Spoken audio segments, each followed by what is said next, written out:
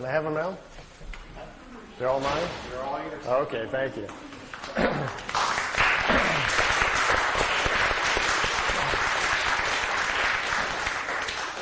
Well, it's nice to be back at Shift with all you fringe people. I kind of enjoy that. I never knew exactly what Shift stood for, so now that I know that it's fringe folks, I feel right at home.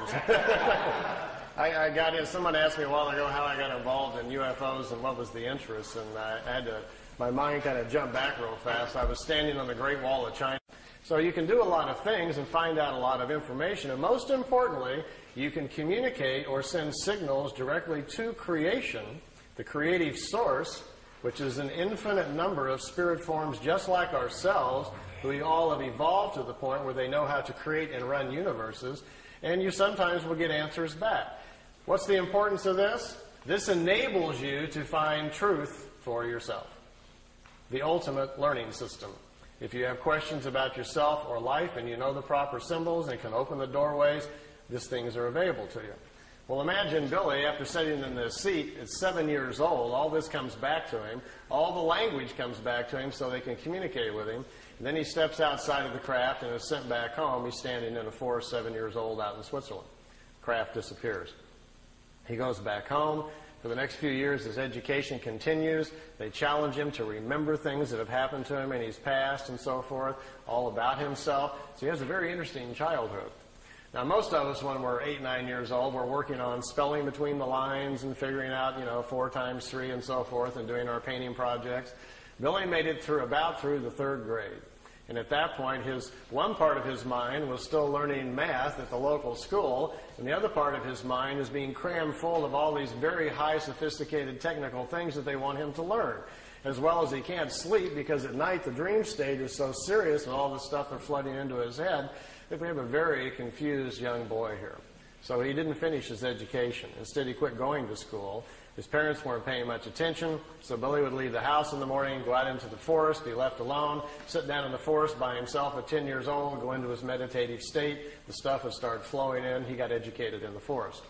Billy has not lived a life at all like the rest of us. He's never had a driver's license, never owned a car. He's really never even gone into town. He's been living out in the country his whole lifetime. Then at the age of 16, something very interesting kind of happened. On his 16th birthday, the voice he's used to hearing all the time, he thought would come in to wish him happy birthday, was getting very familiar with it. Instead, the voice changed, and it was another voice came into his head. It was a female voice that said she would take over his education, and now it was time to do some serious work. Let's leave home, the voice said. The voice told him to go to India and start studying, that they would direct him where to go.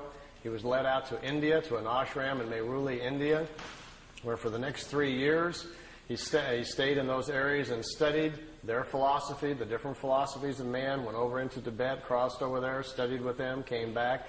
During the 3 years, he had almost 100 contacts with these beings who started showing up in the disk, taking him aboard the crafts and moving him back and forth in time for his own education. When he was 19, he had to finally make the decision whether or not he wanted to go public, whether or not he would work with them to do this or not. Then they says, it's your decision. Now we're going to leave you alone for 11 years to get your life in order. You're a young man. Go get your wife.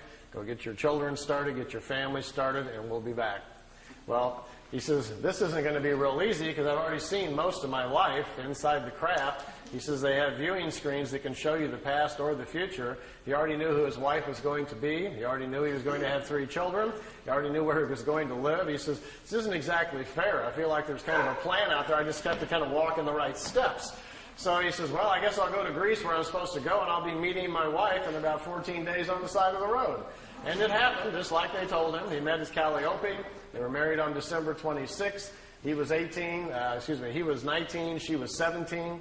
They had to sneak across the border because she was underage. He made his way back into Switzerland where he went, and they had their children, and he settled down in the farm area where he was comfortable.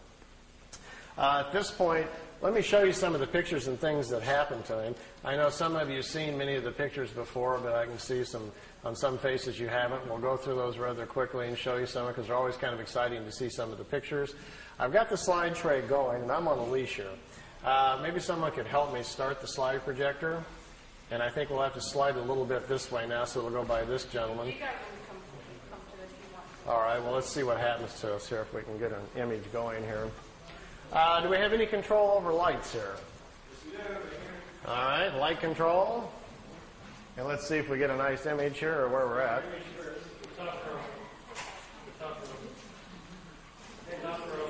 Top row up above. There we go.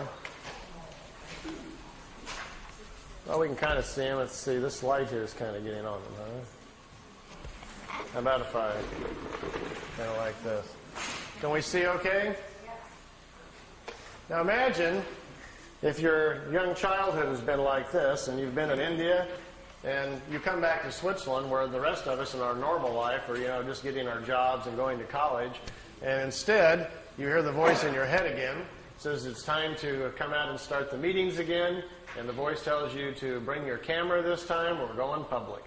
And you go out to the location they direct you to, this thing flies in, and this is a shot from I think his second or third contact. We're January 1975, out in the middle of the forest area, about an hour east of Zurich, Switzerland, and this dish shows up. Here's one of the older pictures taken in India back in 1956. Mehruli. He's only 19 years old, and they're picking him up in this disc and trying to educate him. This is his home where he lives now in Schmidruti, Switzerland. It's about 7,000 feet up in the hills.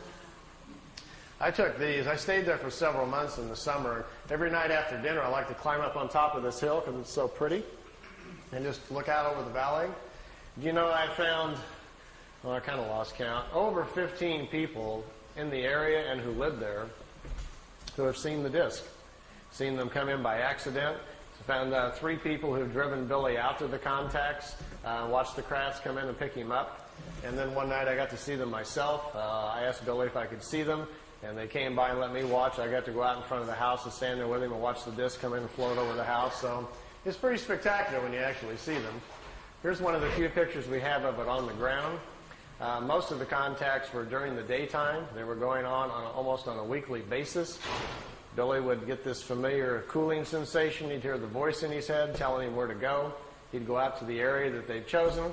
And many times they would set the craft down on the ground like you're looking at here. They'd get out of the ship, sit down and chat.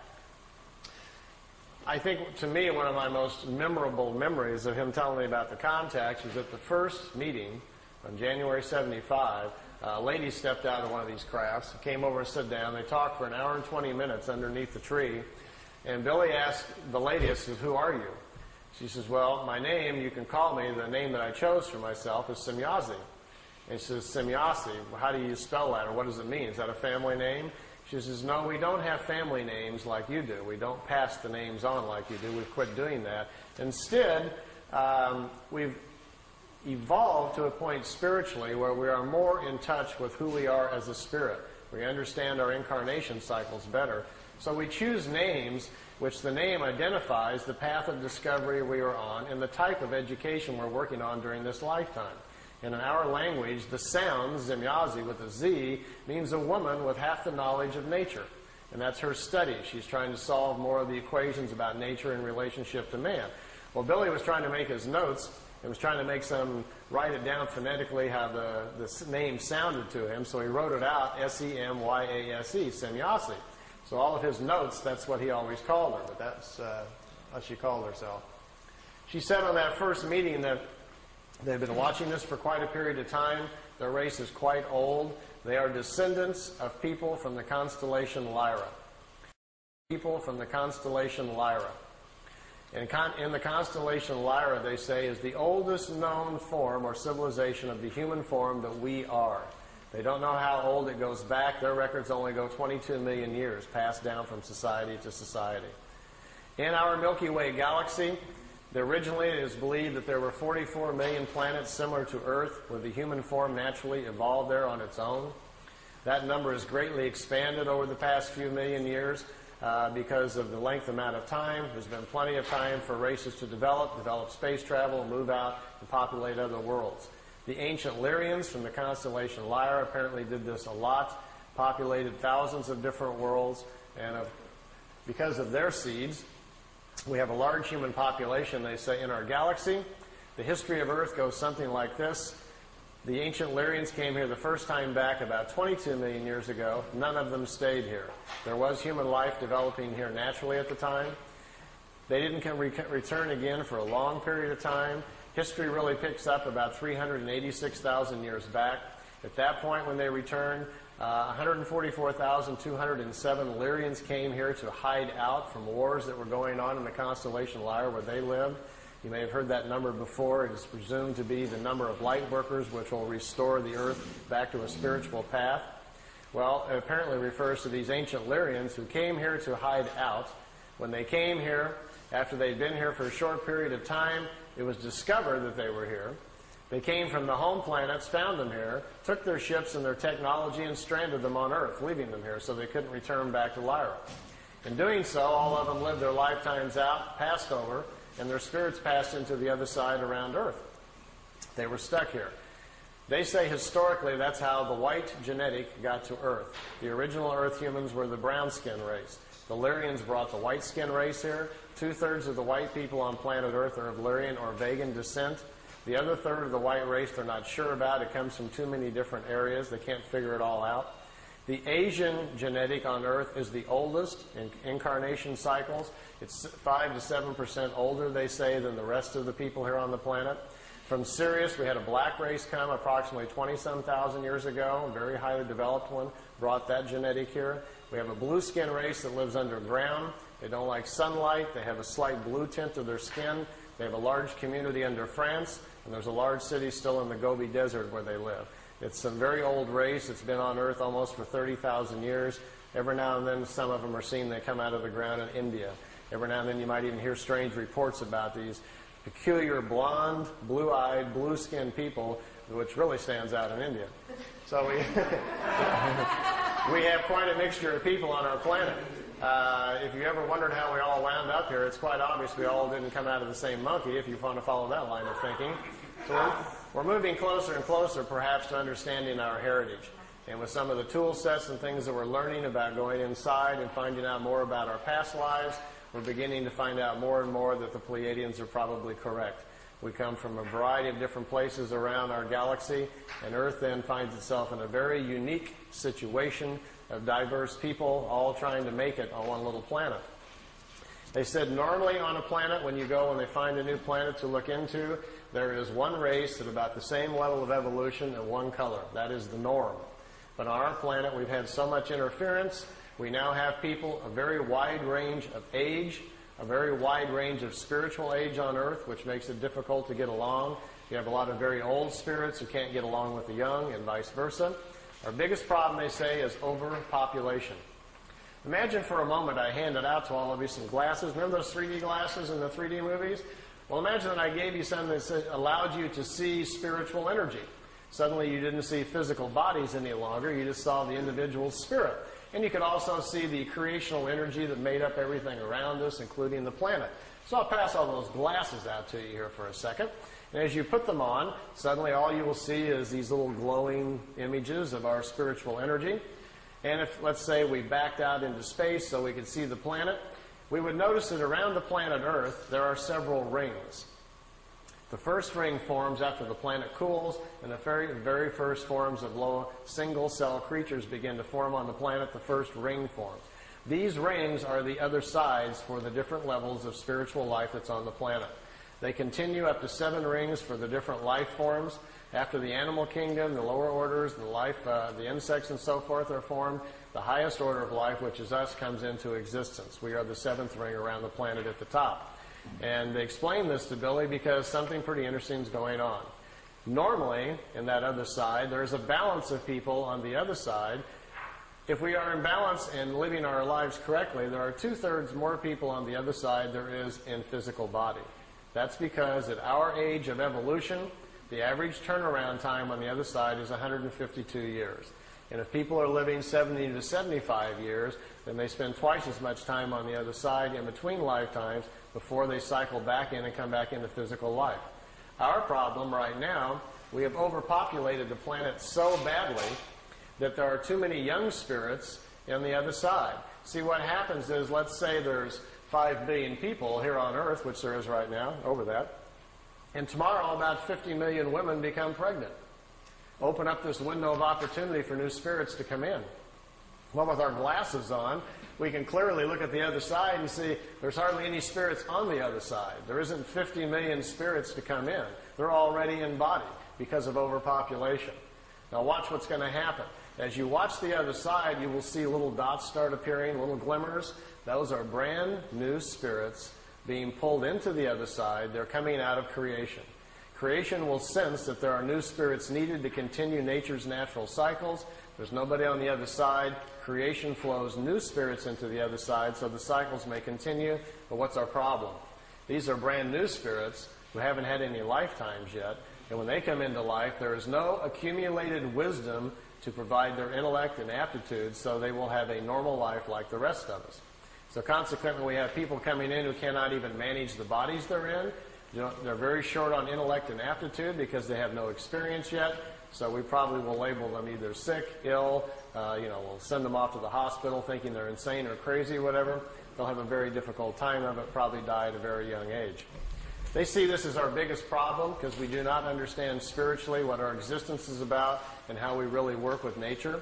So we're ignoring that. We seem very bent on pushing ourselves or worshiping with religions and belief structures which take us away from the basics of nature. So they see it as our major problem. And they said, quote, "We see you as an insane society rushing headlong to your own destruction that could only be averted by a change in mass consciousness." That was on Billy's first contact in '75. Judging by the evening news the last year or so, they were probably pretty correct. I'll dash through some of these pictures so you can see them. Here Billy's got them parking the disc by trees. He was constantly being asked if he could put it by known object, get pictures so they could test them out. So he had them parked by trees, fence posts, over lakes, anything that he could. Here he had the craft overhead and he was recording the sound of the ship so that they could check out the sound to see if there was something about it they could figure out. Didn't turn out to be so. It's a terrible sound anyway. Notice this craft is slightly different, has these unusual edges on it. If any of you have any context, or tonight you're driving home after listening to all of this fringe information, and you hear a voice in your head and it says, look out your window, and you look out the side of the car and there's driving home after listening to all of this fringe information, and you hear a voice in your head and it says, look out your window, and you look out the side of the car and there's a white light following you, and the voice suggests that you stop the car and get out, and you find yourself slowing down and you pull the car over the side and the voice says, would you like to, they'd like to meet you. Please park your car and step out. In the craft, you notice the white ball of light is coming down on the ground about 100 yards away, and it's setting down. You quickly look around. Wow, you're all alone. There's nobody out here. Should you be doing this? So you feel a little ripple go through your body. They're scanning you very quickly to see what you're like emotionally, if you're stable, if you're afraid, if you're, as they put it, tipping over in your mind.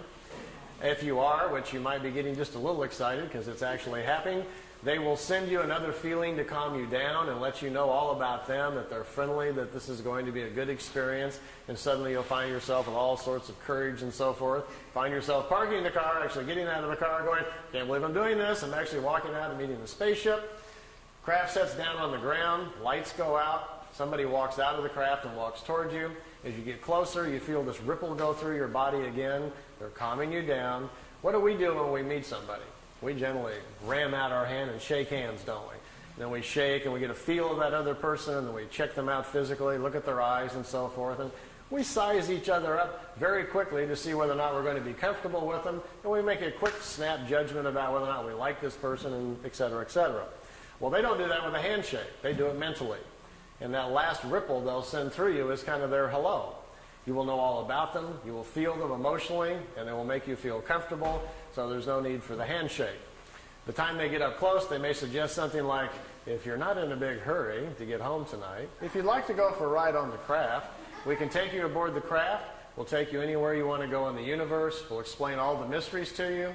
You can sit in our little education seat like Billy did, ask any questions you want, and they will be answered. All we ask, to be allowed to listen to your thinking. We're fascinated by your thought processes. If we can listen to your thoughts, then we'd be glad to take you for a ride for 2 or 3 weeks. Now, if you agree to that, which most of you probably would, after asking them if they could block out a few thoughts that you don't want them to listen to, They say, come on aboard. You find yourself going aboard the craft. Notice if it happens to be a ship like this with the unusual edges on it. This is their more advanced ship, and it's capable of moving in time. The older ones can't do that. So your questions this way can be a lot more complicated. You might want to go back in time and watch the pyramids being built, or see if Moses really parted the Red Sea, or did the crucifixion really happen, or whatever historically might interest you. You could possibly ask these questions, and perhaps they would take you back and let you see for yourself. Well, they'd probably take you out there for 3 weeks. You'd have all these magnificent experiences. You could go to other planets, see other worlds, see other societies. Maybe even go back in time and watch yourself being born, or visit yourself when you were alive 300 years ago. You can do some rather amazing things if they would let you do them. Then they bring you back. You may notice on your chronograph watch that 3 weeks has gone by, but by now you have an understanding of time because they've educated about it, and you're not surprised if they bring you back the same moment that you left Earth time. And you get out of the ship and walk back over to your car, and your car engine's still warm, no time has passed on Earth, and you've been gone for 3 weeks. Now you get in your car and drive home. What's the first thing you're going to do? You're going to get on the phone and call us, aren't you? You're going to call somebody. You won't believe what happened on the way home from the shift meeting tonight. I've been out here, I've seen this. I've gone here, I've seen all these amazing things, and what are we going to say? Oh yeah, sure, all that happened right on the way home, right? You got any proof? You haven't been gone, 20 minutes, so we're not going to believe a word that you say. If you're lucky, maybe they allowed you to bring back some samples of some kind, rocks or something from another world. Maybe you brought back some food things we don't understand. Billy has a peach tree in front of the house he brought back from another planet. And when visitors come over there, they go eat a peach just to see if it tastes different. He has some unusual vegetables in his garden. On the desk in his office, he has crystals and rocks and stones that he brought back from another planet. Nothing that, too exotic that really twists your mind too much, but just kind of different than what you're used to seeing. If you were real fortunate and had a camera with you, you might be able to take some pictures of some other places. That would be kind of fascinating to have a look at. So these kind of experiences don't happen too often, but if they do, and that's the ship that you see, make sure your questions are big. Because we want to know all about it, don't we? This is where we live. This is an artist's drawing of the Milky Way. If you flew in a craft up above the galaxy, notice out here there's a little yellow box on the bottom left there. That's where we live. That's where Earth is. By the way, the Pleiades are only 400 light years away, which means if we got in our Honda and set the speed to 1 light year speed, if we were traveling at the speed of light, it would take theoretically 400 light years for us to get to the Pleiades. But the Pleiades are just right there in the neighborhood. It's 53,000 light years to the center of our galaxy. So we're going to have a very fast ship to get anywhere. Even to get to the Pleiades, who's got 400 years, to get there? If we have time and you're interested, the theory of the crafts, how they work, how they dematerialize them, and how the power system works. If we have a chance later, and if that's somebody you want to know, I can draw that out for you and show a little bit about how they're designed, if that's something you're interested in. This is what our galaxy looks like from the side. It's a spiral galaxy, similar to most other galaxies. It's a very normal one. Here's some more of Billy's pictures of 2 regular-sized ships. And notice the 2 on the top are slightly smaller. These are remote vehicles. They're in our upper atmosphere, hundreds of them all the time. When you talk to people that claim that they're having visions or ideas, or they think they're psychically connecting with the Pleadians or the Arcturians or something like that, in most cases it's with these little remote discs. They pick people, 20, 30,000 of them at a time, and they broadcast visions and ideas to people. They're generally never from Orion or Arcturus or Sirius or whatever like that. They find out that people are far more interested in listening if they think they're making a connection with a far-off ET than they are with a metal disc that happens to be a mile over their head. So understanding our mental capacities, these little remote discs fly around the planet quite oftenly, sending out their ideas and visions you pick up in sleep and listening to your thought patterns. They're intrigued with our thinking, they say, because they've discovered that the average person on Earth can live 75 years and spiritually only grow 6 or 7 months. They look at us as a spiritually dormant planet, that our lack of understanding about nature and how things really go make us more of a study than anything else. We are so misled, they say, by all of our belief structures and things that exist on our world. The time we survive through our kindergarten grades, our schooling, and our early years with our parents who mislead us, not on purpose, but they do because it's how they were taught. By the time we get to be 10 years old, there's so much stuff in our head that we can hardly get life straight. Well, you all know how that works. You can't wait to get out of the house and go out, and what happens? By the time you're 30, you run off and go to an S meeting or something to figure out what's wrong with you. Then you maybe go to a psychiatrist, or you come to a fringe meeting like this, searching for answers. We're all trying to figure it out, aren't we?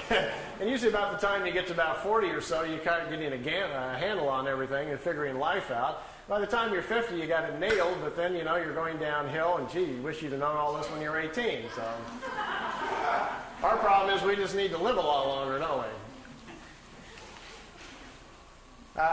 If you did have a craft at your disposal and they picked you up, you might want to go visit some of the other planets. Here, Billy took a picture out the window. Right here is the top of a disc right in front of him, and there's another one up here. There was 3 craft. They took him to Venus, let him take a few pictures. They took him up to Mars, let him see that. They took him up to Jupiter, let him see the red spot, and brought him back. It took 2 hours and 35 minutes for the trip. Here's another picture out the window. This is a blow-up.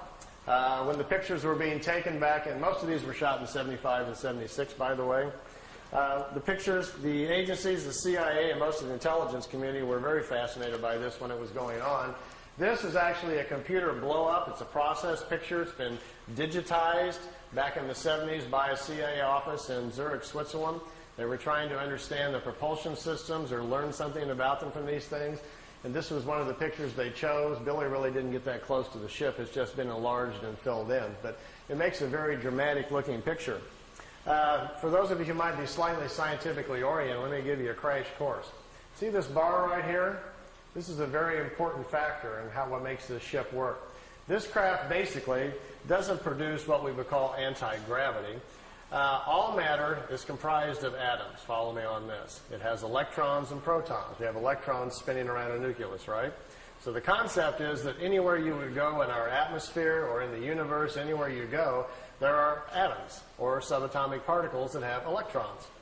Well, as long as you've got electrons around, one of these things will work. This device actually is designed so it will swim within electrons. That's what it's doing. Here's what happens. Down at the bottom, right here in the center, we have a reactor for power. We have a rod that goes up to the center. And up here at the top, we shoot a charge, a very positive charge. And right above, where this rim is right here, the whole top of this ship, the surface area of the craft, a positive charge is shot out. And what it does, it charges the electrons that are flowing around the top of the craft, and it makes a vacuum right over the top of the craft. That's what causes it to lift up off the ground.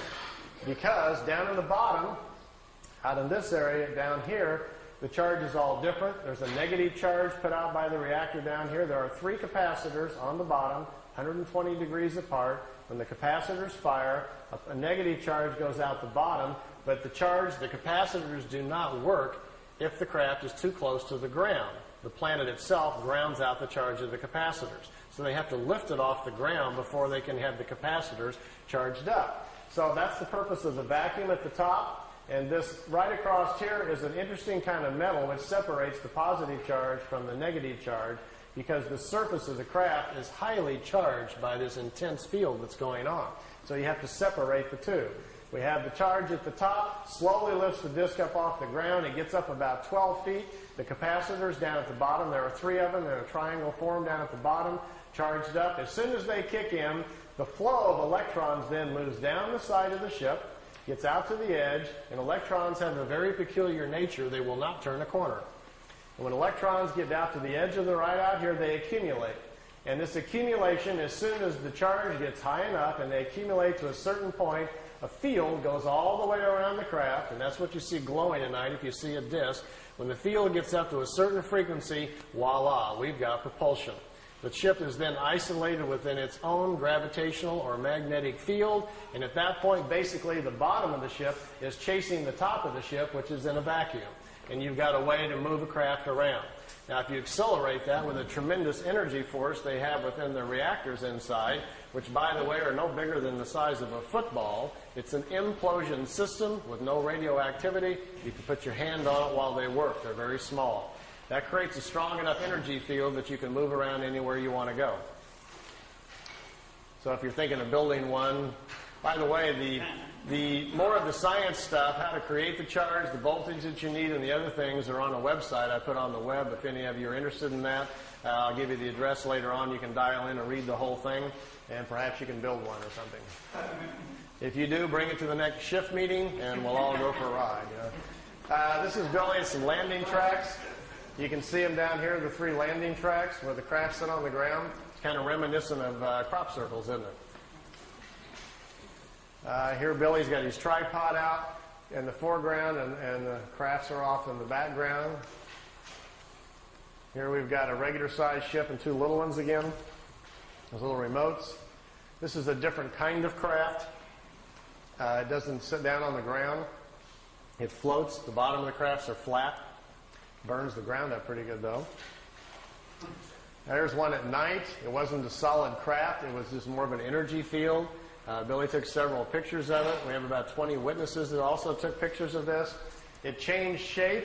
Small objects came out of the large one, flew around the house. Billy tried to communicate with it. The communication wasn't possible. Later, he was told that he had been paid a visit by a group of life forms, if you want to call it, from another world that do not exist in solid form.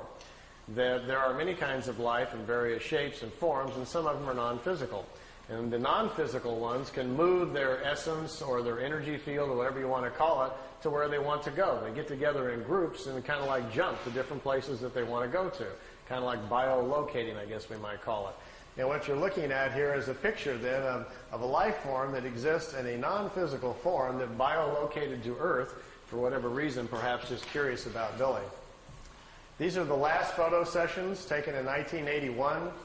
Billy's got them pretty trained by now to park by trees, as you can see, and known objects. He calls it the Italian wedding cake. The balls on top of it were experimental. They apparently have since dropped that design and no longer needed, but this is a matter displacement device. They first acquired the knowledge to transmit, or you might say teleport, their crafts on their very large crafts first, and then they're downscaling the technology here to the little ones. There's also a movie film of this coming in and zipping around the tree that he shot at the same time. And here we are coming in around behind the house. How would you like this to come floating through your back window? You look out and here's coming down in front of the house. That's where Billy lives in Schmidruti. Like they say in Men in Black, some swamp gas reflected off of Venus, and you got to. Well, as you can see, this is why this case has been about the most controversial in the UFO history, because with these kinds of things to look at and talk about, it gets everybody pretty charged up. And here they are leaving at night, taking off from the house. The film imbalance causes it to look gold. The craft is actually silver. Here you can see the bottom of it, what looks like some sort of crystalline objects down at the bottom with some sort of etchings all around the circumference. Okay, we'll stop right there. Okay, we can have the lights back on now. Everybody kind of watch your eyes.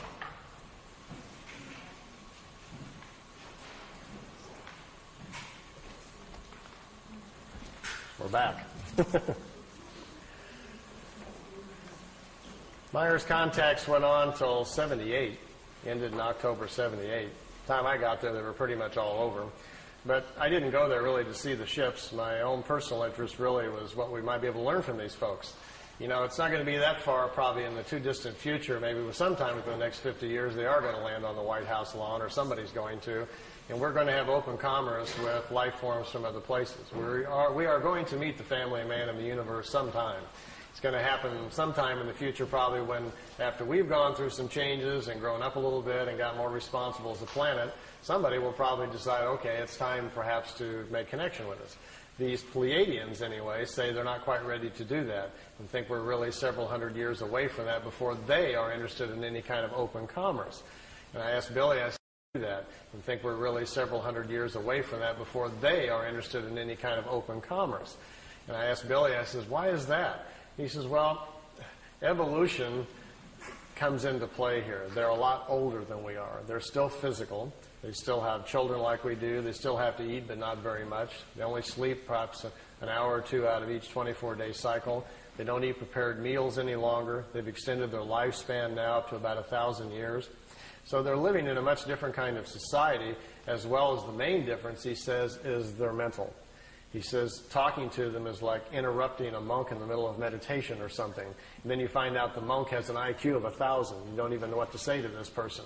They're tremendously intellectual. They know what you're thinking before you even hardly get your thoughts together. They are tremendously insightful about our emotions. And they look at us almost, not unkindly so, but almost more like in a lab experiment. Like we might look at, some ants or a horse or something. There's a vast difference between us intellectually and mostly morally.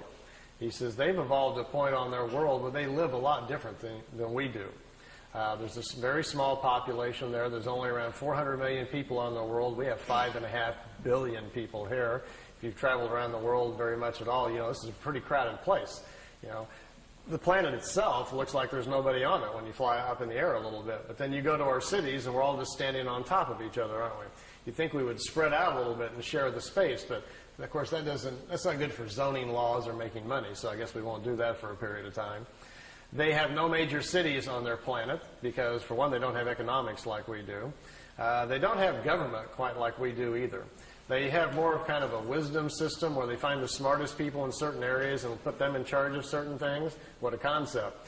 Perhaps if we did that. Yeah. Remember 2 or 3 weeks ago when they were trying to get us to go bomb Iraq again and there were all the signboards were out in front of the White House? Somebody was holding up a sign which really summed it all up for me. It said, "Smart bombs, stupid leaders." And I said, that is the sign of our times right now. They're on the media trying to convince us to go over there and bomb a bunch of people and kill them again, And most of these people that are going to die, we're not at war with these people. They're scrapping for a living over there trying to feed their children.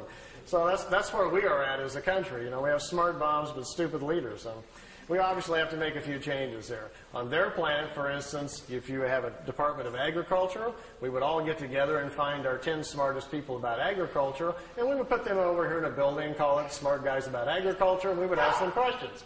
Well, we don't do that. Instead, we hire smart lawyers from South Carolina who just allocate funds for this and then take it back for that and stick it over here. Our whole government's based on shuffling money around, not about anybody knowing what they're doing up there. So if we would actually change our system to something like this, we may be on the beginning inroads to fixing some of our problems here. If you go to their world, it's seemingly very, very quiet. There's no cars. It's very peaceful. Billy says the people, for the most part, looks like either they're asleep or they're all in a trance. He says they're very, very mental. They communicate very openly, like in an open consciousness, like an open phone line. And he says there's something going on he didn't understand quite at first. He says, because we're not doing any of this. Imagine that all of us had become mentally so powerful that not only could we listen to each other's thoughts, but we got to the point where we could really honestly tune in with nature and understand it. You could really communicate with a leaf. And you could literally talk to a rabbit as it was walking by you. We were really tuned in with the world we were living in. And then it fell upon us, as the elders of the planet, to do something about a deteriorating environment. And all of us got together and we knew the answer. We knew if we took part of our mental force and projected it into the atmosphere, we could not only clean it up, but we could put an energy into the atmosphere which would help all the creatures in nature. Everybody would live longer. We wouldn't get sick any longer. Our metabolism would change, and we could control the quality of our physical life. We understood this. So we all sat down one day and said, let's do it. We took hands, we charged our minds up, we got into a higher self as high as we could, and we charged the atmosphere up, and it changed all the life on the planet. People quit getting sick. People quit being emotionally unhappy. It stabilized the planet. The food started changing so that when you ate a small pear or a peach, you no longer got hungry. You didn't need to sleep as much because there's available energy to everyone. Everyone could tune into it to become educated. There was no need for schools. All we had to do was teach our children to sit down and tap into this consciousness, and all of the knowledge of the elders would be available to them. This is how they're living on their world. And they protect this mental environment. They don't let people from other worlds come and interrupt it and upset it.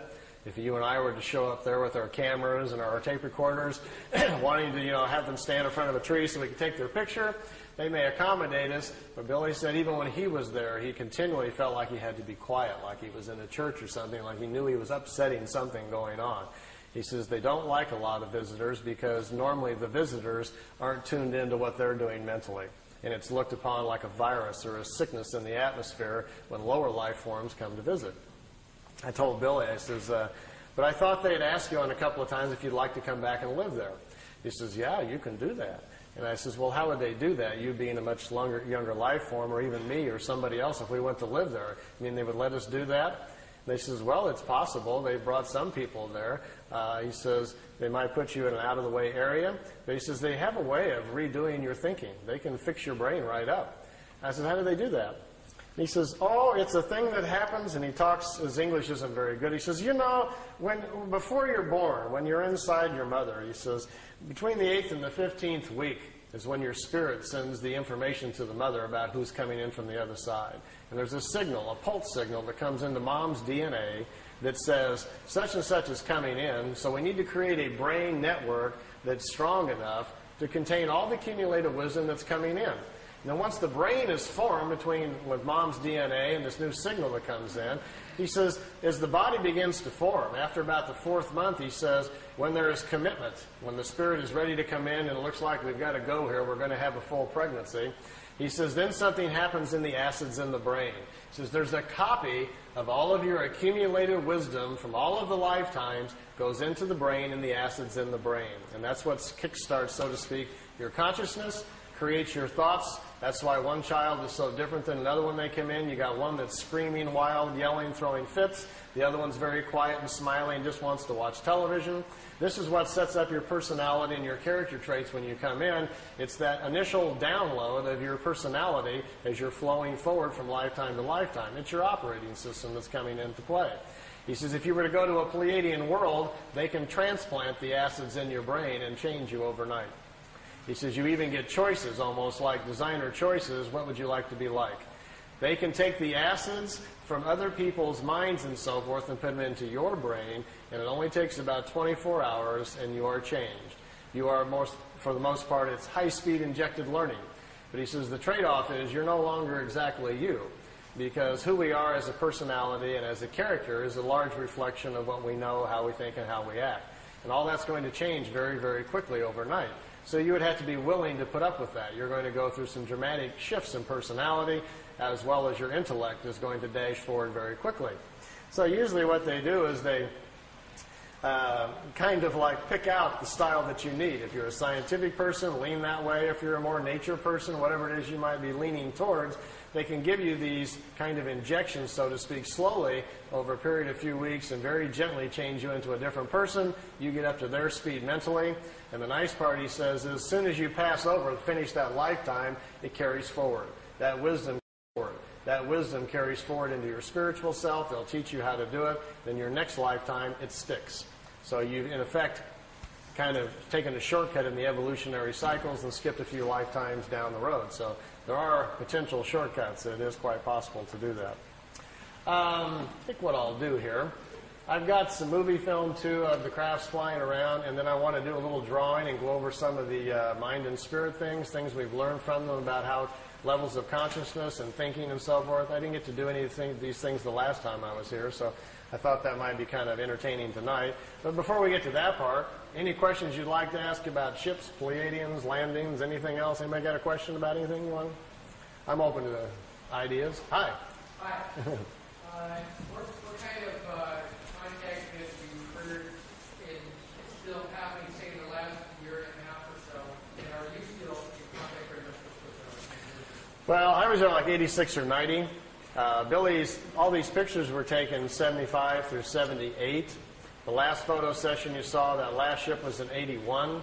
After that, he has had a few sporadic contacts, but not much of anything. In 80, when I was over there, Billy told me they weren't coming by anymore. He was not having any more contacts. He would have what he called social calls, where every now and then he would feel him in his head, or they'd talk to him in his head. Or you might see the disc over the house for a few seconds. They would just kind of check in on him. But the organized, ongoing contacts for his education and our benefit were all over. They weren't going to do that any longer. They'd stopped doing that part. while I was there, I did get to see ships a couple of times. In the last 2 or 3 years, the people that live there at the house with Billy say that he's had a couple of more contacts, and they've been written down in notes. I've read them. Frankly, I don't believe them. I don't think they're written by Billy, for one thing. I think people around the house who have more of a vested interest financially are trying to proliferate the contacts. Billy, no one's met Billy. You wouldn't know if he wrote it or he had not. No one would know unless you understood him and his personality and what he's really like. A sad situation has kind of fallen in over in Switzerland. We have a group of 24 people who own the rights to Billy now. They have since 1984. It's an organization called the FIGU. I was a member for 3 years. The FIGU is in charge of all of the information. Billy doesn't read the mail or do anything anymore. He's just not that healthy. They have got into a situation where they have discovered they can make money by selling the information. And now it's $10,000 for a franchise fee if you want to start a FIGU study group, and $680 a year for members to pay dues to mail over to Switzerland. And when they found out they could get into that and money started coming in, things have shifted. So we have a situation where the human element has come into play, and we don't have this, warm, cozy little spiritual environment over in Switzerland any longer that used to be there 10, 15 years ago. So it's become kind of a machine now. It almost seriously borders, I hate to use the word cult, but they've gotten so closed-minded about things that it's going that direction. They're no longer open to other people's interpretations. They're mad at everybody, and it isn't a real healthy situation any longer. I kind of gave up communicating a couple of years ago. All I was doing was getting into arguments with people. Either they're mad that I don't come over anymore, or they're mad I wrote a book, or they're mad I'm doing this or that. And it's not why I went there to begin with. I was just a traveler on the road, stopping for my own personal experience and education, much like you go to the pyramids or the Great Wall. You go to benefit yourself and to learn and keep moving on. And they were mad at me for stopping in and moving on. I resigned from the group in 1990. I wasn't mad at anybody. I just didn't want to be part of this group attitude any longer. I started getting nasty phone calls just because I would talk to other people, or they didn't want me doing this or that. And I said, this is getting really out of hand. I said, I'm not a follower type, quite plainly. I'm a road traveler. I'm a troubadour, if nothing else, or a vagabond. So you got the wrong guy to try to control and put the screws on. So then they sent me like a 5-page contract to sign that I wouldn't talk to anybody, I'd only do what they told me, and blah, blah, blah. And I just kind of chuckled and laughed. I said, last-ditch effort of a desperate group. So I made a nice videotape, sit down in the living room, thanked him very much for the experience, but resigned from the group, and thanked Billy for the experience, and I haven't been back over there since. So I'm just still going down another road, still looking for things. Anything else you want to chat about? I did at Billy's, and they were in such an unusual way that it sounds pretty strange. I can't do it on my own. When I was young, my mom was part of what was called the National ESP Board in the 60s. We had a guy named Harold Sherman, Little Rock, Arkansas, was teaching the government what ESP was. My mom was one of those 5 people they brought in that was clairvoyant, and underneath it all was the government trying to see if we had these unique people who could see what the Russians were doing or whatever, My mom could see what was going to happen tomorrow. She couldn't see beyond that, like short-range, clairvoyant type. And because she could do things and was very into it, at an early age, my mom taught me all about the crystals and floating things and where the different areas of your mind are. So I knew a few things when I got there. And Billy recognized that right away. And when he did, he says, how much do you know? And he sat down and we began to talk, and I found out he knew a lot more than I did. But I understood the basics of it. So he says, try doing this. And he would give me some mental gymnastics to do with symbols to see how strong I was. And then I would get in the pyramid to try it to see if I could cause things to happen and so forth. Well, I got to a point after a little while that he would say, well, I'll meet you tonight. You go to bed, and I'll give you the symbol to use, and I'll meet you, and we'll go aboard the craft. He says, okay. So I would go do my breathing things I was supposed to do, and I would invoke the symbols and lay down, do my thing, and get into my blank mode. Then I would hear his little bitty voice, hello, Randy. And the first couple of times it happened, I jumped up. I thought he was at the door. It kind of spooked me.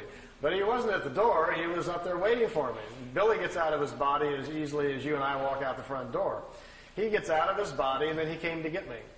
And after I didn't do it right the first few times, and I got onto it, then next thing I know, I'm on board a craft that it's like you're a fly on the wall. No one talks to you, addresses you. And I would watch Billy communicate with them, but no one ever would look my direction. I never felt anything. I was strictly there as an observer.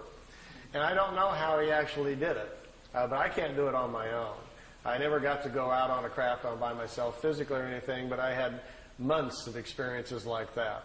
And mostly I was told the reason that they would do that, without having gone through the early childhood of opening up the spiritual language in my mind, they said that most of the people on the planet who are of that old Lyrian genetic are older than most of the other people. And if they are, buried inside them already in their spiritual side are the old memories of the Lyrian lifetimes. And as Lyrians, they've already lived on worlds that are far more advanced than the one we're on right now. So it'll come to them easier. So they said all I really needed to do was be exposed to the ideas, and the whole chapter would come back to me. So that's kind of what happened. And with me, Billy would just give me a few things and kind of grin and says, "You got it?" And I'd say, "Yeah." He says, "Go outside and figure it out." I'd go sit down and think about what he talked about, and I could walk back in and explain it to him for 3 hours. Stuff just started coming back very fast.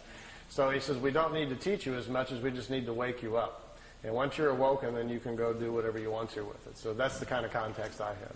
Yeah. Yeah? Well, when you talk about Lyrian entity or other cultures or whatever, Yeah. aliens, if reincarnation is a fact, I mean, you can't tell when Lyrian, I mean, what do you call them, Lyrian. by walking down the street, because No. their bodies are not going to be all in one. Right. We're all mixed up. No license plates, anything there. No, we can't really. For the most part, the ancient Lyrians, when they first came here, stood out quite a bit. They were 7 to 9 meters tall. They came from different worlds with different atmospheric pressure, so they'd be easily spotted. He says, this is what they came from different worlds with different atmospheric pressure, so they'd be easily spotted. He says, this is what went later on to much of the Greek myth and the folklore about the giants.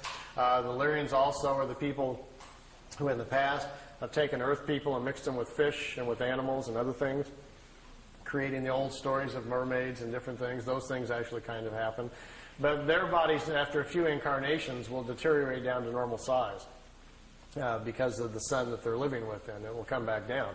So, no, we can't really. And because we've mixed up 7 or 8 races on Earth that are now even more than ever beginning to intermarry and mix up, there's another big problem, which I'll explain after the break, about how our spirit doesn't go in the right place. We're doing that a lot. We're getting people out of their normal paths where they're not coming in where they're supposed to and when they're supposed to. And that causes problems and puts them within different families where they're out of step and so forth. So there are things that are going on. And I'm going to kind of explain that to you in natural order on the second part here a little bit. Yeah? You get 2 questions. Yeah. Hopping the Atlantic, what's your current feeling on the Florida connections that you've worked on a little bit on the past? And if you're still in contact with it or feel good about those connections in Florida, has there been any kind of mental communications that have come through? He's referring to a case I looked into in Miami, Florida a couple of years ago. There was a fellow that came forward, said he was having contacts with the Pleadians, and had some pretty good pictures. Some of them, the pictures were good. Some of the others looked very homemade. The pictures that I liked, I listened to his story and put a video out called The Miami Contacts, and as things will go sometimes in life, made a little error there. Tape had only been out about 6 months when I discovered that 3 of the pictures at the end were fakes, and that the craft that was supposed to be flying along beside him down the freeway wasn't a craft at all. Instead, it was a blimp from Virgin Lightships in Orlando, Florida. So I kind of stepped in it there. So when I found that out, I confronted him with it, and things didn't go well from there. They went downhill even more. As I found out the person who helped him put together the videotape he supplied me came forward and said, well, he cut out the strings on the other part and did video effects. Those were fake. As it came down, it looks more and more like the gentleman had 1 or 2 contacts, the early pictures, which I liked to begin with, and I don't think they ever came back. And after that, I think he's taken, like some people will do, to manufacturing them for personal gain or for personal, recognition or whatever. And since I've gotten to that point where I just told him, left it kind of open, says I would love to examine your case more if you can supply, genuine negatives and so forth and proofs that we need to really look at the case. But at this point, it looks to me like you're just manufacturing things and make it up. So I'm not wasting any more money on it until, whatever. So I've just kind of left it open, and nothing's happened for the last year or so. Yeah? Yeah, I used to get into making pyramids years ago. I've done some rather good sizes. I had a 3/4-inch copper pulling pipe and followed many books on it. That pyramid phenomenon, it's supposed to sound very fantastic. Do you have any No pipes over there. the size of the plans or what they actually did? The pyramid itself, you can't stand up in it. It's probably this high, and it's solid copper. There's no tubes. It's a solid copper frame. Really, the solid ones are the only thing that really work. The tube ones are very, very mild, and the effect is not very strong. But the dimensions are same as the Great Pyramid, the standard pyramid geometry. It's a four-sided pyramid, just like the Giza Pyramid. The top of it, though, has a little device on it. It's an accelerator that accelerates the mind waves. So when you meditate stronger and deeper, quicker. So you're out of time within seconds. You don't know where you're at. And you're not allowed in it unless you have the buddy system. Somebody has to watch you go in, and the timer's put on, and they watch you. I wasn't that good, but a couple of the people there at the center float when they get in. After about 10 minutes, their bodies get to such a high state, they start twisting, and they're just turning around in the air. And they have to be on a timer to bring them back down. They watch their bodies so they don't fall on their head and things like that. So some of them are quite astute at it, much like the people in the East are at it. The accelerator is no longer there. It was taken from Billy. The Pleadians took it back. They made it for him and provided it. But they took the accelerator back, so it's no longer on the pyramid. But this pyramid's solid copper. But it's all the walls, and it's like a little entrance to the Yeah, you go underneath. It's copper, right? Yeah. Yeah, you crawl underneath, and you come up inside of the pyramid and sit down on your little pad and get into position so your head's 2/3 of the way up, the critical spot there where the waves come in. The function of a solid pyramid is to block out the world. See, all of us are broadcasting all the time with our minds, but we're not used to listening to other people's thoughts. Instead, our fields protect us from that so we don't hear it. So my point is that we are living amongst everybody else's broadcast, and plus all the stuff that's in the air all the time, from radios and TV and everything else that's in the air. But you're just not consciously aware that your mind has to defend itself from all these field energies, as well as properties that are moving in the universe. The function of a solid copper pyramid, once you get in, and the reason it's copper, that's the best defense against other kinds of field energies. So you're isolated more, and that's what you're after. By becoming more isolated, your mind then no longer has to defend or protect itself, so to speak, from outside influences, and they can better do its own work. That's the concept. And then if you have an accelerator, you're no longer, not only are you not protecting yourself, you're turning up the volume on your own mind, so you just move forward on the evolutionary scale about 1,000 years there, 1,000 lifetimes very quickly, by suddenly being isolated, having your own field intensified. So there's a whole process Billy puts the people in the group through to learn clarity of thought, power of observation, to see things clearly. He doesn't let anybody in the pyramid who emotionally is out of balance, is prone to fears, anxieties. You have to learn to control all that before you're even allowed in it. So it's a whole system of mind and thought, which I'll go over with you a little bit on the next section. And once that's obtained, then you're allowed to use the pyramid, and then who knows where you're going to go from there. So, yeah. No, I never floated around. I'm not that good. But yeah, over here.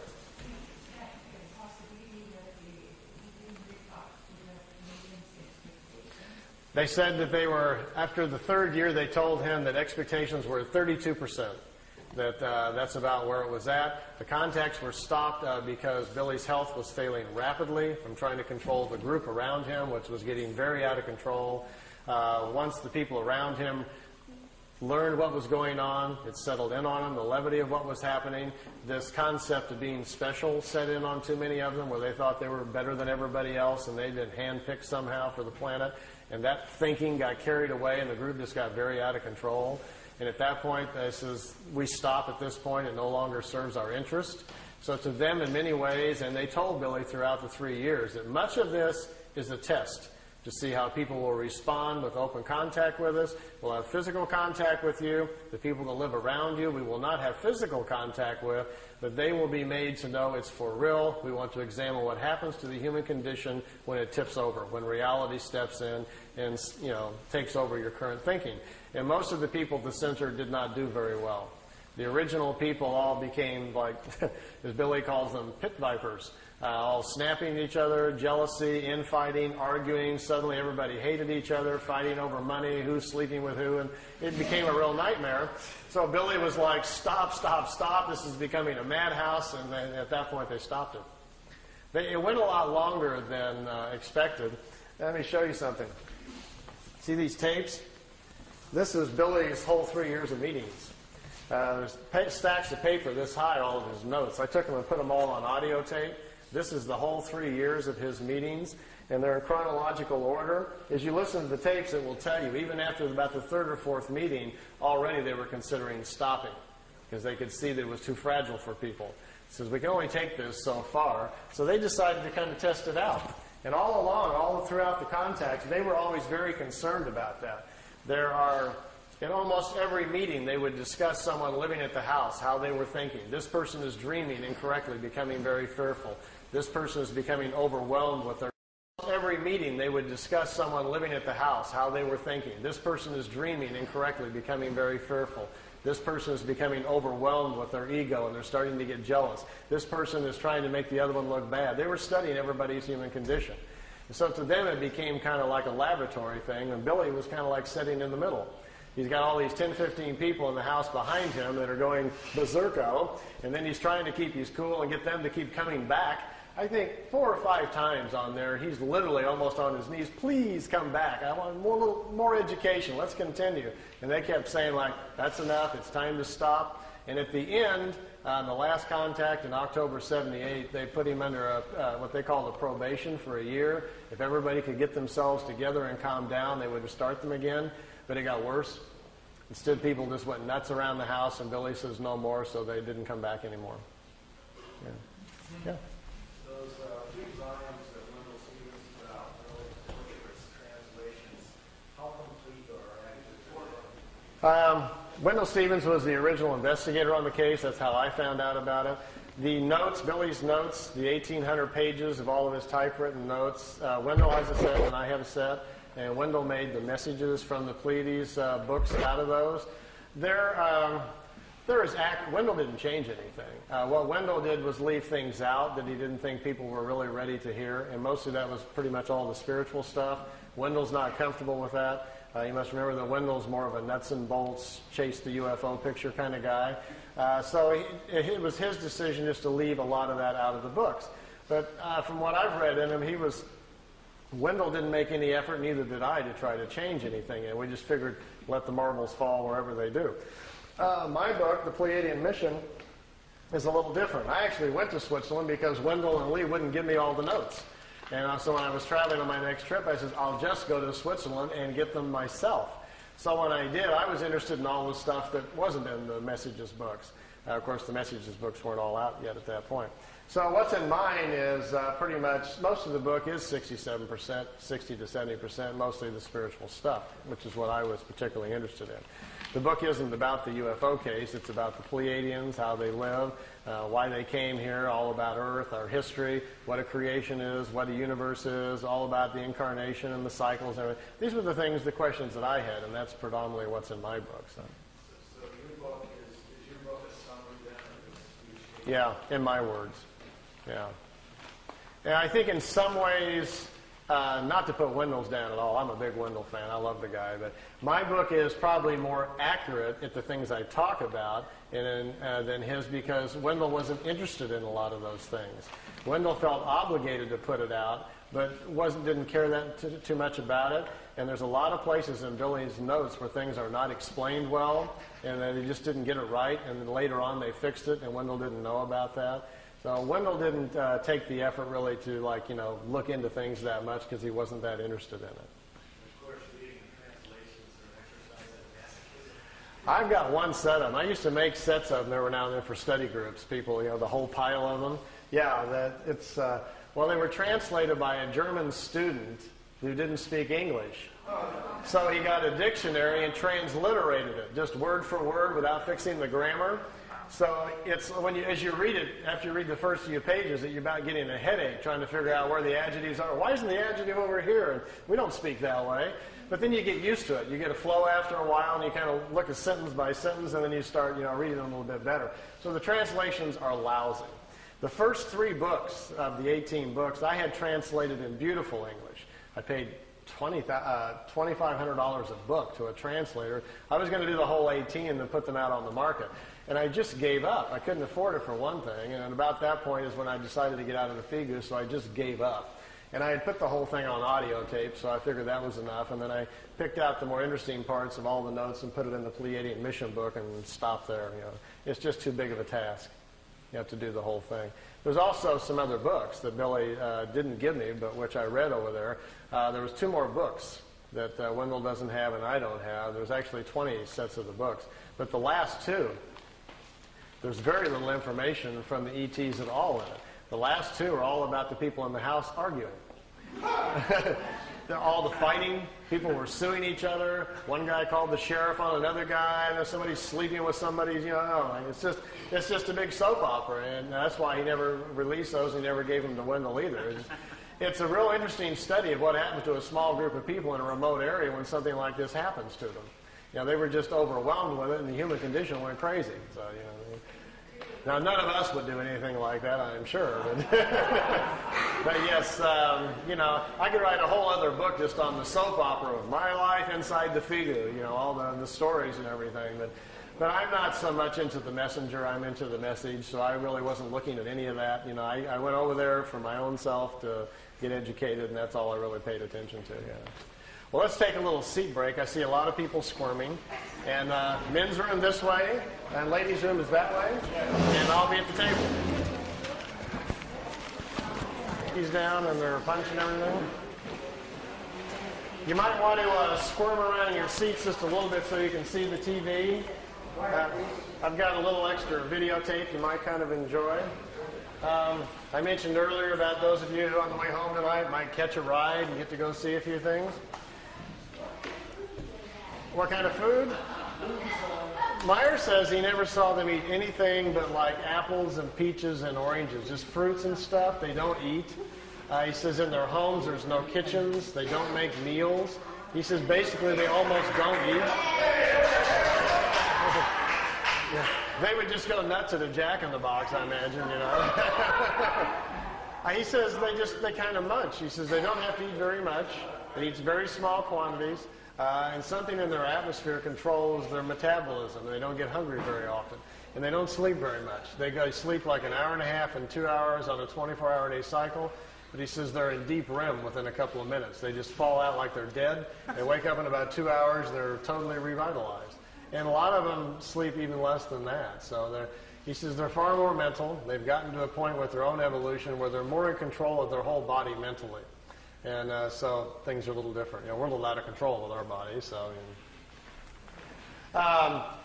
what I've got on the tape, I've been up here a couple of times before, and usually I try to bring some new things for every time when I come around. I've got several tapes laying around the house that I've gotten in various places. What's on this tape? And I wasn't going to show the tape of the other planets and the mothership of Jupiter and the dinosaurs and things, but I had 4 or 5 people ask me at the table, so I think it's on this tape. So we'll start it up and see if it's in the right spot. So I should tell you a little bit about what it is. So I know it's a fringe group, but I don't want anybody falling off their chairs there. So. Imagine, if you will, that you did get a chance to ride on one of these, and you said, just as a lark, gee, could you take me up and show me some other planets? And they do, and you start seeing satellites and other equipment around Mars and so forth, and start asking questions. And they tell you, well, there are projects going on your own planet that are already going up to the moon and Mars that they're not telling you about. And these satellites you're looking at and this equipment is part of joint efforts by America and Russia in one group, and also the Germans, the technologists who survived World War II and went on their own, are already building communities up there. They're way ahead of everybody else. So there's some stuff up here that you're not seeing on the evening news. So I'm going to show you a couple of those things. As well, at one point, Billy asked if it was possible to go back in time and actually see dinosaurs. He was just, kind of goofing to see if it was possible. And they says, well, yeah, it's possible if you would like to do that. So the pictures, there's 4 or 5 pictures on here of dinosaurs and of a prehistoric Earth. Like I tell everybody, I can't tell you if they're real or not. They're just interesting to kind of look at. He says he went back in time to a prehistoric planet, that he actually got out of the ship and saw prehistoric creatures. He got back in the ship with his camera and took some pictures of them. So those should be on here too if I've got the tape anywhere close to the right place. And then I brought with me, which I haven't shown in quite a while, just for you to see. It's a few minutes of the crafts flying in and zipping around a little bit. There's several different segments, and we can look a little bit at that. And then I want to go over some of the mind and spirit things. Last time I was up here, we talked about doing like a workshop on the weekends for people who are interested in more of the spiritual stuff. And we're thinking about doing one this Saturday, but that's not working out. So I'm going to go over a little bit tonight about what we do at the workshops, and I'll give you a taste of what we'll do. And then for those of you that are interested, we'll get together with Charles, and we'll come back up this summer sometime when we can get it organized. And then we'll do it on a weekend. We can do it 1 day or 2 day. If we do all of it, it takes me 2 days just to get through everything, if there's enough of you that are serious about doing it. I have my own copper pyramid that Billy made for me that we use in groups, and I'll teach you some meditations, and I'll teach you some of the mind things, different areas of your mind, how to use the symbols and find them. So it's kind of fun stuff if you're interested in following that kind of path, as well as we'll go over some things about the universe and how our cycles, our incarnation, how the rings are formed, and we'll have some fun with that and try some things. So we'll do a little bit of that tonight. I'll go over it just a little bit. So let me see where I'm at on this tape and see if I'm anywhere close to where I want to be. Oh, yes, here's Venus. His first flight around our solar system. Here's a picture of Mars. By the way, this is not a professional tape. As you can see, these pictures are in a picture album, and I've just got my camcorder out, and Wendell and I are flipping through the pictures. So this is not a produced tape for you to look at, so it'll probably never be on the market, but at least you get a chance to see some of these pictures. This is Mars just from a different direction with the sun very bright on it. Now, here is Mars, but here's one of these satellites. It's in orbit around Mars, made on Earth, unannounced, and is in orbit. This is the spring of 1976, and this device is in orbit around Mars. I don't know exactly who made it or who put it up there. Here's another one. This is Mars again, and here's the light panels, solar panels, and the satellite equipment in orbit around Mars again. This is a different one. This is a dust storm on Mars. Billy wanted to get close and try to take pictures of artifacts. You've all heard about some of the Sidonoplasma on Mars, about the face on Mars that Richard Hoagland and other people have been looking into. Billy published a paper back in the 70s talking about that. There was a race of people lived on Mars. They had a terrible catastrophe about 186,000 years back. At the time, there was about 40 million people killed on Mars, and they're all gone now, of course. So there were societies there, and we will find quite a few remains of their civilization once we get up there. Here he's on board one of their large motherships. This is the side or the edge of a saucer that was parked inside as he was walking by it. Here's Jupiter. Here's the mothership in orbit. They're flying into it to go aboard. It was 17 miles high and about 10 miles in diameter. He spent 3 days on it. They went to different places in our galaxy to show him around. This was the craft that was right in front of them as they were flying into it. He took a picture of that one. Here, again, is back at Mars. These aren't in any particular order. Here's another object in orbit around Mars. And look, here's an American flag on it. So there's a couple of things that they've put up there that the military's put up that we don't know about.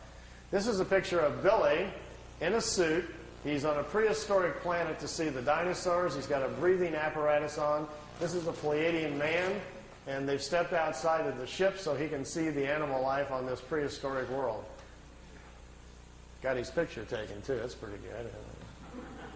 This jumps back here to, remember the Apollo-Soyuz hookup, us and the Russians back in '76? Billy asked him if he could go up and watch it. They said, okay. They took him up. There's several pictures here of the Apollo-Soyuz hooking up with Earth in the background. Some of the wildest pictures he's got. I mean, just look at the vantage point. The planet's in the background. How else would you get this picture unless you were up there at that particular vantage point? Not a lot of people have that in their photo albums, you know. You can imagine the people at NASA would crack up, you know. They'd probably find it a little hard to believe at first, but they don't have pictures like this. Here it is when it's just hooked up. There's Earth in the background, and here's the two capsules coming together. This is the top of the mothership. There's windows, but there was nobody in the windows as they came into it. We really missed out here. Billy shot, he said, 3 or 4 rolls of film inside the mothership, talking to people and going up and down the halls and so forth. He lost all of the pictures. They were all stolen from him. We've only got 2 or 3 of them left, and they're really practically nothing. This is a prehistoric Earth. They're back in time. That's Earth in the background. That's a moon in front of Earth, and he's looking over the surface of another moon. At that point, they told him there were 2 moons in orbit around planet Earth. We think we're about 60 million years back. Here's another picture over the surface.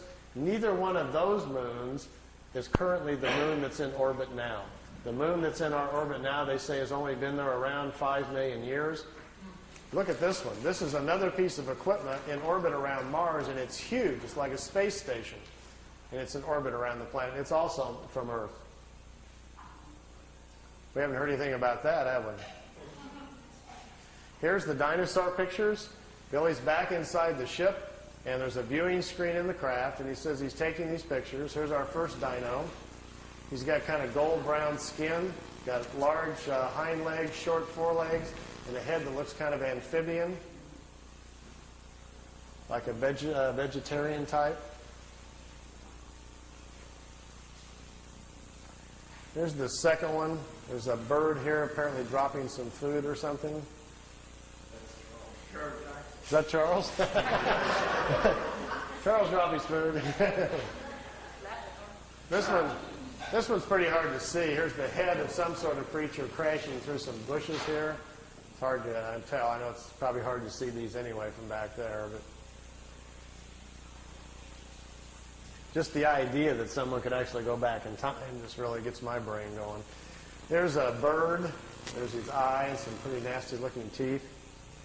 And the last picture after this one is the strangest of all. It's a plant that has an insect head. Billy calls it a plantum. They were trying to explain to him how the evolution of different life forms goes. How, for instance, here's a plant life when the plants are the food kingdom of the world. When the plants evolve to a certain level of evolution, then these lower order forms, here's a small head, and this head is part of that plant.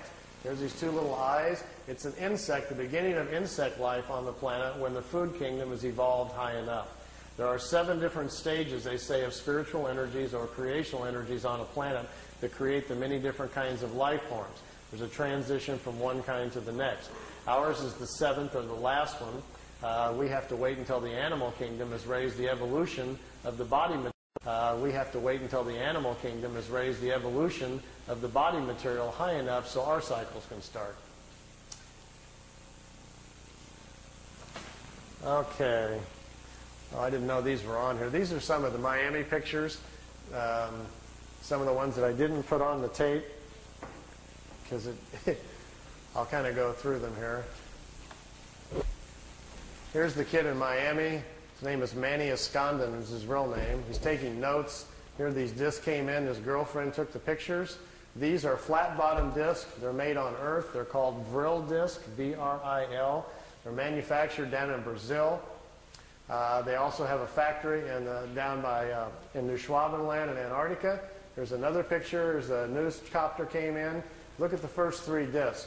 When they see the copter, they start to turn invisible or put their shields up. And the first 3 crafts that go out in a series are just becoming invisible when he snapped the picture. It was taken with a Polaroid at a 30th of a second, so it caught it right in the net of going out there. These discs were designed by German technology in the late 40s. The first ones we know of that were tested out were probably around 47 or 48. They're called Vril levitation devices. As you can see, they actually fly quite well. Notice the nice V formation. Being typical earthbound Air Force pilots, they're still flying in formation. We understand this technology a little bit because intelligence has shot down some of their ships, learned how they're doing it, and when you hear rumors about how the Americans are building flying discs, what we're doing is playing catch-up to the German technology that's been around since the 40s. Their technology has accelerated tremendously. They make 2 different types of levitation devices. That's what we're doing out at Area 51. We manufacture the devices in San Diego. They're put together by General Electric. We test them at Area 51. Here's the German disc parked down on the ground at a facility down in Brazil. Here's 4 guys standing next to it down there.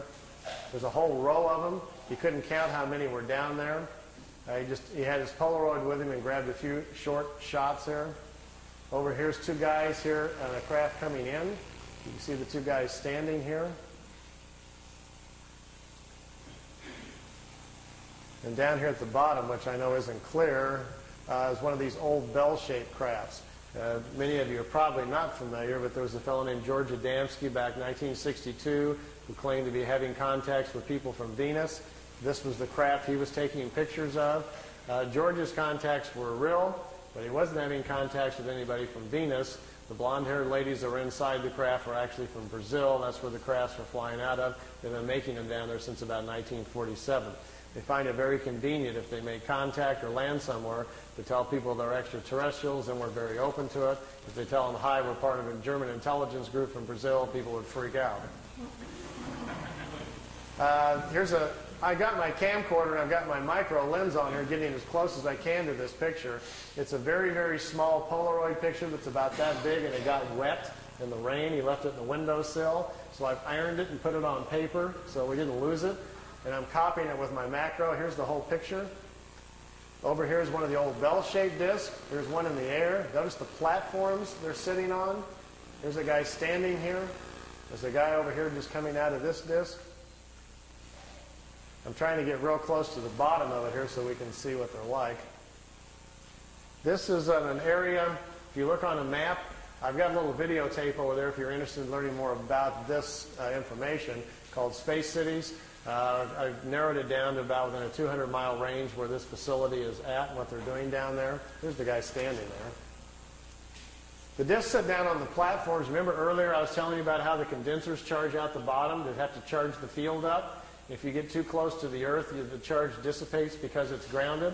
These metal platforms, they sit them down on the platforms, then they can keep the ship charged up. And if they need to take back off right away, they can. They don't have to wait for the ship to charge back up. The platforms charge them up for them, so they can lift right back off. If they would set it down without the platform on the tripod legs, they've got to go through the process again of charging the capacitors up, which takes 3 to 4 minutes. So if they're in a hurry to get away, they're in big trouble. These old bell-shaped discs actually have 3 Mercedes-Benz truck engines in them, driving the magnetic field. This was their first design that they made. This was the first ones that the Germans built. These craft here were under consideration, and they were working on them in the end of World War II. When you hear about Hitler's secret weapon at the World War II, if you go back and look at the newspapers, that's what he was talking about. They were in hopes they would get these things up and working, and they would still have a chance then to win the war. Fortunately for all of us, they did not, or we'd all be speaking German today. Interesting side effect, too, once they finally did get them up and working, they made lousy war weapons because the field around them prevents you from dropping bombs or anything out of them. It ignites the bombs. So it took them a while. They don't even have weapons on them for a while, and then they had to come up with other kinds of devices. This was the first pictures I saw from the kid in Florida of his German contacts. And to my knowledge, I still think they're his best and perhaps his only contacts. I think he probably had a couple of contacts from these people. They came, they took him for a ride, it looks like on 1 or 2 occasions, and then perhaps they never came back. So we found this situation on several people around the planet. So it's not an uncommon situation. This is from ET technology, but it was before 487. It wasn't ET, nothing to do with ET. It wasn't. No, just good old German intelligence figured it out. I can tell you where they got it. It's kind of a long story, but basically it came from German people who had traveled to India to study the concept of the Vril, the energy of the universe, and they were trying to figure out how to levitate their own bodies to move in time. And they came back and they explained it to people what they were doing in India, how they were trying to travel in time. And some German engineers tried to build a machine to travel in time, but when they turned the thing on and lifted up off the floor instead, they didn't time travel, but it floated. And they stumbled onto the idea of how to make what's called a Vril levitation device. We think they did that probably the first time and sometime probably around 25 or 27. And then the concept laid around in private circles for a while and then became a potential thing during the war and then really didn't happen until after the war. These are Billy's pictures, some of his early movie footage. We got a car going down the highway over here, and the trees blowing in the foreground here, and here's the disc. They're trying to show him, you know, just allowing him to take some movie film of the craft. This is a few minutes long, so if you want to ask any other questions, feel free while it's running here. I'll just kind of let it run. You can see they float. The field around the craft that supports it, the ship is kind of in its own self-contained environment, so it floats on the gravitational wave, much like a boat on water. And when they blink out, what is the technology there? They really don't go anywhere. They figured out how to make them invisible to our eyesight by controlling the frequency of the field around the disk. It's just a trick. They set the field up to a certain frequency. It bends reflected light. We can't see it. You and I don't see direct light. We see reflected light. Sun bounces off of me, goes to your eyeball, and you see me. This is a demo right here, I think, where it blinks out. If I put a very strong magnet, for instance, between you and I, right here to interfere, you keep turning it up, eventually the magnet will attract the photons that make the light and bend them, and they'll go the other direction, and you couldn't see me, but they can see me over there. But you wouldn't be able to. So that's the basic theory we think they're doing. They've just figured out how to cloak themselves by bending light and causing our eyes not to see it, because they don't go anywhere. They were clear to Billy that the craft is still there. If you're inside the ship, you can still look outside and see everybody else, but they can't see you. And yet we can see optics beyond them on the outside. And yet we can see optics beyond them on the outside. Yeah. Yeah, they're blinked out, and it'll come back on in a second. Blinks There's in. a Japanese documentary which showed this thing blinking out, and then it showed frame by frame, it showed a green light emanation just before it blinked out. Well, this is from that documentary. Oh, I see. That's where it came from, yeah. Billy shot 9 sections of movie film and gave them to Junichi Yaoi in Japan, and they put together called Beam Ship, the movie footage. Originally it was called, a film came out in Japan called Contact, and then the Contact bombed at the box office. Nobody showed up to watch it. And they previewed it in Kansas City about 1982 or something like that, and people booed the movie. They didn't believe it at all, so they took it off. And so then it came out on videotape like 7, 8 years later, and all this footage was on it, you know. Nobody was too interested in looking at it. See how the craft just kind of floats? Let me move on down because there's several on here. And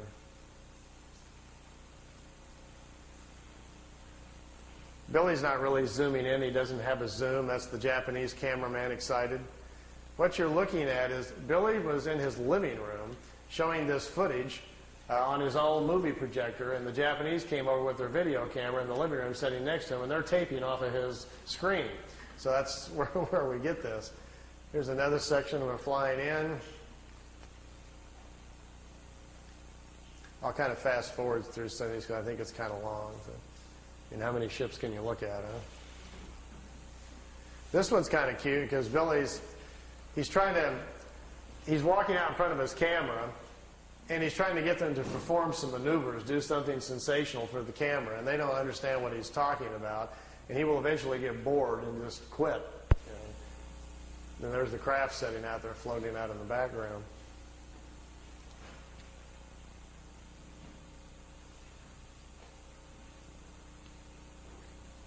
But the best ones are still to come. Let me move on down the road here a little bit.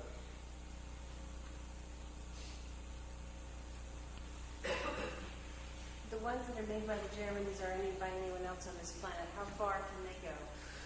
We're not sure. We think the Germans have pretty much solved the whole problem. From what we understand, they are able even now to, they're going to other worlds. We don't know the distance with which they can go. We don't know for sure whether or not they've figured out how to be interdimensional or not. The ones that we're building are very beginning stages things where the crafts are still taking off with rockets. They get up in the air, they turn the drive on, and then the craft then operates from there. They're not taking off and landing with the drive units. We're a little behind in the technology here. Here's 3 of them out there floating around.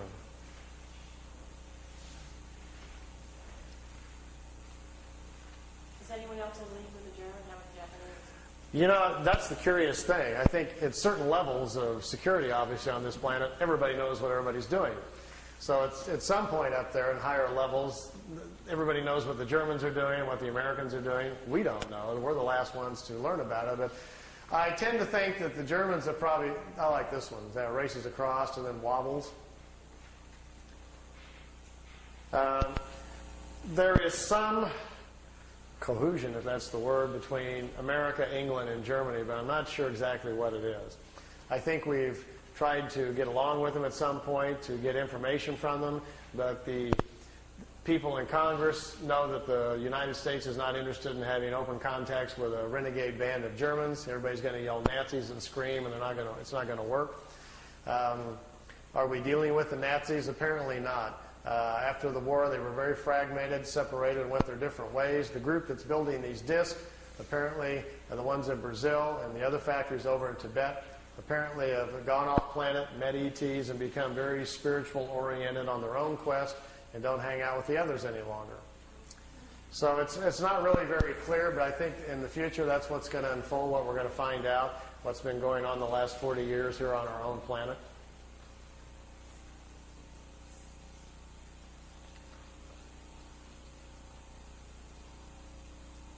Notice when they go to the right or left, they have to tip it up, and then it kind of staggers to the right, staggers to the left, like an old Star Trek episode or something. That's because out the bottom, we're pretty sure the fuel comes out the bottom and has to push the craft, so it kind of slides to the left in an awkward manner. They're not really designed for slow speeds or idling, you know.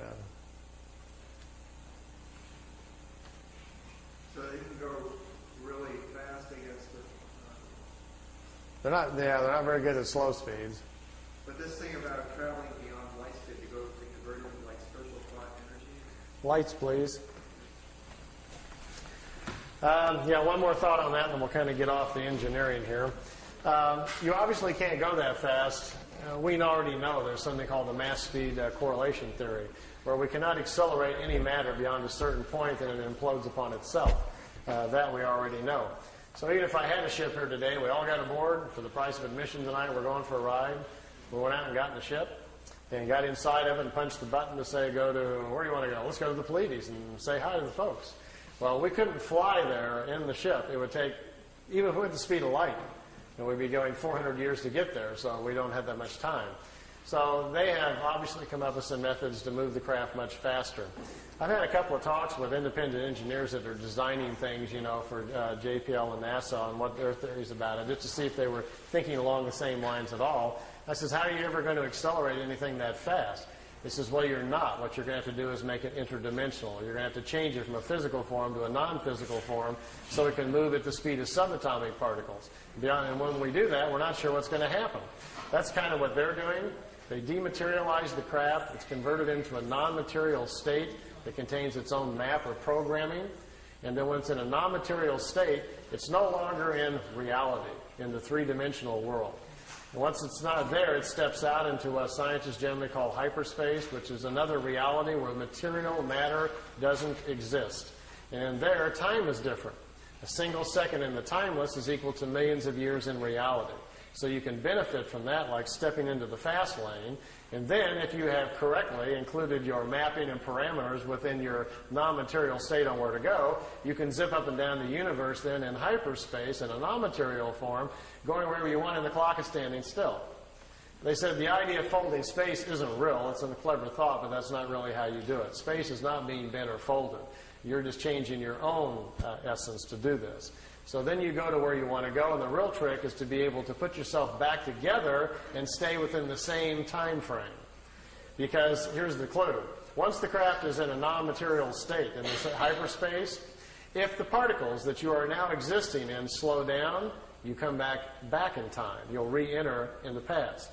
If you accelerate the particles relative to the speed at which they started with, you move forward in time. And think about this. If a single second is equal to millions of years in reality, it would take very little of a change for you to slip off millions of years. Get lost real good.